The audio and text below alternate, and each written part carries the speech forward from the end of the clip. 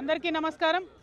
ముందుగా తెలుగు మీడియా మిత్రులు క్షమించాలి, ఇందాక చిన్న కన్ఫ్యూజన్ అయినట్టుంది, మీ లంచ్ టైం మిస్ అయినట్టుంది, ఏమనుకోవద్దు, క్షమించాలి. అదేవిధంగా ఇవాళ కోర్టులో ఏదైతే ఢిల్లీ లిక్కర్ పాలసీ విషయంలో పెట్టినటువంటి తప్పుడు కేసును సంపూర్ణంగా కోర్టు కొట్టివేస్తూ తీర్పిచ్చిందో దానికి మన భారత న్యాయ వ్యవస్థకు మనస్ఫూర్తిగా మేము ధన్యవాదాలు తెలియజేస్తూ ఉన్నాం.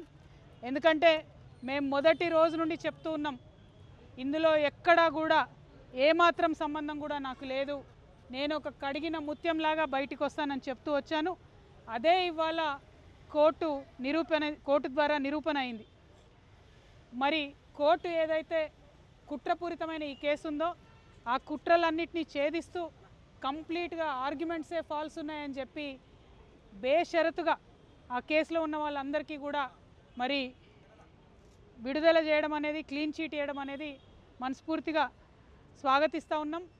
కాకపోతే బాధ అవుతూ ఉన్నది, ఎందుకంటే ఒక్కొక్కరు సంవత్సరన్నర కాలం నేను స్వయంగా 5.5 నెలలు కుటుంబానికి, పిల్లలకు అందరికీ దూరంగా ఉండడం, ఆ బాధ, అవమానం, జరిగినటువంటి వ్యక్తిత్వ హననం, అవన్నీ కూడా ఎన్ని కోట్ల రూపాయలు ఇచ్చినా అది తిరిగి వచ్చేటటువంటి విషయం కాదు. ఎంత సమయం జరిగినా ఆ నష్టం మాకు, మా కుటుంబానికి జరిగిందన్నమాట వాస్తవం. అయితే ఆ కఠిన సమయంలో నాతో పాటు డబ్బులు ఉన్నా లేకున్నా ప్రతి హియరింగ్కి ఇక్కడున్న మా అక్క చెల్లెలు, అన్నదమ్ములు అందరూ కూడా ఢిల్లీ వరకు వచ్చి నాకు మద్దతుగా ఇచ్చి, నైతిక స్థైర్యాన్ని ఇచ్చి, ఇక్కడ నా పిల్లలు ఒంటరిగా ఉన్నప్పుడు వారికి అండగా నిలిచినటువంటి ప్రతి ఒక్కరికి కూడా నేను హృదయపూర్వకంగా ధన్యవాదాలు తెలియజేస్తూ ఉన్నాను.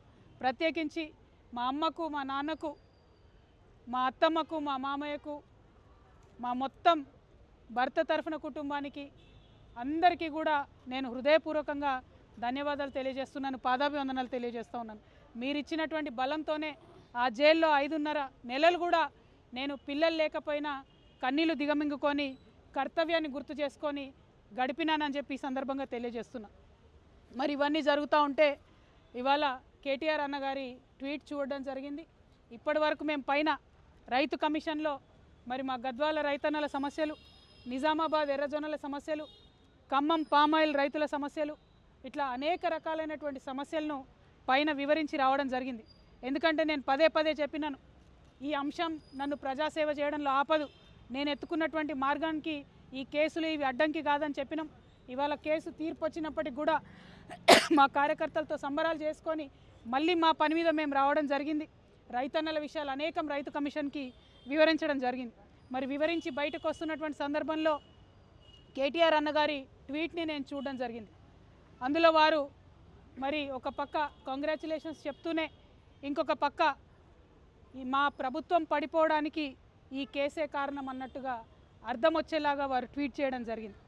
ఇవాళ నేను పొద్దున్నుండి బీఆర్ఎస్ పార్టీ సోషల్ మీడియా ఏదైతే అనేక రకాలైనటువంటి కమెంట్స్ చేస్తూ ఉన్నారో, ఏదైతే మొత్తం బీఆర్ఎస్ పార్టీ ఇక్కడ రాష్ట్రంలో ఓడిపోవడానికి ఈ కేసే కారణమని ఒక ట్విస్ట్ ఇచ్చే ప్రయత్నం చేస్తూ ఉన్నారో, వాళ్ళందరినీ కేటీఆర్ రామారావు గారిని సూటిగా నేను ఒక ప్రశ్న అడుగుతా ఉన్నా. నా మీద కేసు పెట్టింది ఎందుకోసం? పార్టీ కోసం కాదా? ఈ మాట కేసీఆర్ గారు చెప్పలేదా? మరొకవేళ నా మీద కేసు పెట్టింది పార్టీ కోసమే అని మీ అందరికీ తెలిసి ఉంటే ఇవాళ మీరు ఏదైతే ట్వీట్ చేసిండ్రో అది నిజమే అయితే నేను జైలుకి వెళ్ళేంత వరకు కూడా ఒక్కసారి కూడా మీరు ప్రెస్ మీట్ పెట్టకపోవడం ఎందుకు? కేసీఆర్ గారు ప్రెస్ మీట్ పెట్టకపోవడం ఎందుకు? ఇంకా పెద్ద నాయకులు ఎవరు కూడా మాట్లాడకపోవడం ఎందుకు? అంటే ఆనాడేమో నేను ఒంటరిగా ఫేస్ చేసుకోవాలి, పార్టీ సోషల్ మీడియా కనీసం సపోర్ట్ చేయదు. ఆనాడు బీజేపీ సోషల్ మీడియా అంతా నేను అత్యంత పవిత్రంగా 9 రోజులు అన్నం మెతుకు తినకుండా బతుకమ్మ చేసే వ్యక్తిని నేను. అత్యంత పవిత్రంగా నేను బతుకమ్మ ఎత్తుకొని ఈ జాతి సంస్కృతిని చాటి చెప్పినటువంటి బిడ్డను నేను. ఆ బతుకమ్మ ప్లేస్లో లిక్కర్ బాటిళ్ళు పెడితే బీఆర్ఎస్ పార్టీ సోషల్ మీడియా ఆనాడు ఏమైంది? మీరు ఆనాడే ఎదుర్కొని ఉంటే ఈ గతి పట్టేదా బీఆర్ఎస్ పార్టీకి? బీఆర్ఎస్ పార్టీ అసెంబ్లీ ఎన్నికల్లో ఓడిపోవడానికి నేను కారణమా? ఒక్కసారి ప్రజలు కూడా రివైండ్ బటన్ దయచేసి నా కోసం ప్రెస్ చేసి ఆలోచన చేయాలి. ఆనాడు ఉన్న అంశాలు ఏంటిది? ఇండ్లు ఇవ్వలేదన్న అంశం, ఉద్యోగాలు ఇవ్వలేదన్న అంశం, దోపిడీదారులకు టికెట్లు మార్చమని ఎంతమంది మొత్తుకున్నా మార్చకుండా వాళ్ళనే మళ్ళీ ప్రజల మీద రుద్దాలనేటటువంటి చేసిన ప్రయత్నం. ఈ అంశాలు కాదా ఆనాడు చర్చలో ఉన్నాయి? అన్నిటికన్నా ఎక్కువ అహంకారం అనేటటువంటి అంశం కాదా చర్చ? ఇవాళ వచ్చినటువంటి తీర్పుని అనుగుణంగా మలుచుకొని బీఆర్ఎస్ పార్టీ ఓటమిని నా మెడలో వేయాలని చూస్తున్నారు. ఇది కరెక్ట్ కాదు. కేటీఆర్ గారు, మీరు ప్రజలకు జవాబుదారీగా ఉండాలి. You are living in a denial my dear brother. Accept the fact, understand what has happen during that election, take steps accordingly, fight it out in people. Do not blame me for this. Whereas the party supported me. 3 years of the cases, did party social media support me? ఇవాళ పొద్దున్న నుండి సన్నాయి నొప్పులు నొక్కుతున్నారు. పెంపకానికి వచ్చిన court తీర్పా ఏందో అడ్డమైన రాతలు నేను ఆ సోషల్ మీడియా చూడను. దీనివల్లే బీఆర్ఎస్ ఓడిపోయింది అంటున్నారు. మరి ఎందుకు మాట్లాడలే? నేను పార్టీ కోసం కాదా జైలుకి పోయింది? మీకు తెలియదా ఏం జరిగిందో వెనకాల? నా మెడలో పార్టీ ఓటమిని వేయాలని చూస్తే ప్రజలు కూడా హర్షించరు. ఇవాళ నేను కోరేది ఒక్కటే, నిజాలు చెప్పండి దయచేసి. నేను ఆనాడు నిజమే చెప్పిన, నాకు సంబంధం లేదని. ఇవాళ న్యాయస్థానం కూడా నా నిజాన్ని సమర్థించింది. రేపు 2 నెలల్లో నేను కొత్త పార్టీ పెట్టబోతా ఉన్నా. ఆ దేవుడు ఆశీర్వాదంగానే ఇవాళ తీర్పు వచ్చిందని చెప్పి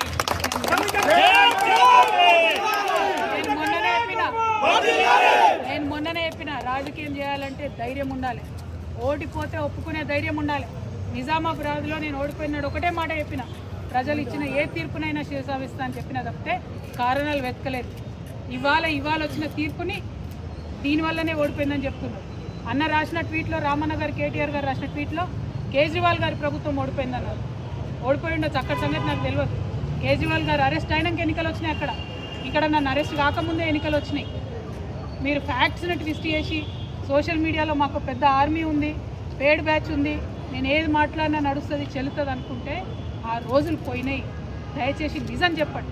నాకు ఆర్మీ లేదు, గిర్మీ లేదు, నాకు ఉన్నది గివిలే అబ్బా. ఈ పిడికడి మందితోనే ఈ రాష్ట్రంలో ఒక కొత్త రాజకీయ ప్రజల పక్షాన నిలబడి పనిచేస్తాం. కానీ చేతులు జోడించి తెలంగాణ ప్రజలకు మాత్రం ఒకటి విజ్ఞప్తి చేస్తున్నాం. ఒక ఆడబిడ్డ కష్టంలో ఉన్నప్పుడు అడ్డమైన పేర్లు పెట్టి, అడ్డమైన టైటిల్స్ పెట్టి, సోషల్ మీడియాలో నాలుకకు ఎంత వస్తే అంత మాట్లాడినటువంటి అడ్డగాడిదలు మాత్రం సమయం వచ్చినప్పుడు బుద్ధి చెప్పాలని ప్రార్థన చేస్తూ మీ అందరి దగ్గర సెలవు తీసుకుంటున్నా. Thank you. జై తెలంగాణ, జై తెలంగాణ, జై జాగృతి. హిట్ టీవీ యాప్, ఇందులో short news, live news, entertainment shows, movies, digital magazines తో పాటు మీ జిల్లా వార్తలను కూడా ఫ్రీగా చూడొచ్చు. ఇంకెందుకు ఆలస్యం, వెంటనే హిట్ టీవీ యాప్ ని డౌన్లోడ్ చేసుకుని ఫ్రీగా ఎంటర్టైన్మెంట్ పొందండి. Hit TV app, hit TV app, please download hit TV app. Hit TV app ని ఫ్రీగా డౌన్లోడ్ చేసుకుని ఎంజాయ్ చేయండి. మీకు నచ్చిన ఎంటర్టైన్మెంట్ కోసం హిట్ టీవీ యాప్ ని ఫ్రీగా డౌన్లోడ్ చేసుకుని ఎంజాయ్ చేయండి. హిట్ టీవీ యాప్ ని డౌన్లోడ్ చేసుకుని ఆస్వాదించండి, ఆశీర్వదించండి. ఇంతమంది సెలబ్రిటీలు హిట్ టీవీ యాప్ ని డౌన్లోడ్ చేసుకోండి అని చెప్తున్నారంటే ఎంత మంచి యాప్ ఆలోచించండి. అమెరికా అమెరికా అమెరికా అమెరికాలో చదవాలనుకునే వాళ్ళకి విశ్వసనీయమైన పేరు మన శౌర్య కన్సల్టెన్సీ. UK లో 1 year masters, UK లో 1 year masters, 2 years work permit up to 5 years visa. Contact Saurya Consultancy. Contact 89851 89851.